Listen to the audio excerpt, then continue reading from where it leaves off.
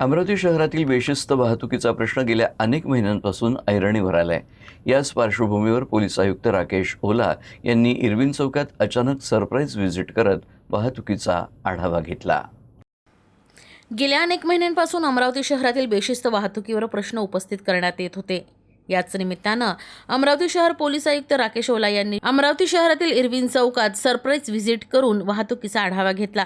या ठिकाणी wrong side आणि वाहतूक नियमांचं उल्लंघन करणाऱ्या वाहनधारकांवर दंडात्मक कारवाई करण्यात आली। आपल्या सुरक्षेसाठी वाहतूक नियमांचं पालन करा, सिग्नल कुणी तोडणार नाही याची स्वतः खबरदारी घ्या, असं आवाहन त्यांनी केलं। यावेळी वाहतूक पोलिसांना बेशिस्त वाहनधारकांवर कडक कारवाईचे आदेश पोलीस आयुक्तांनी दिले।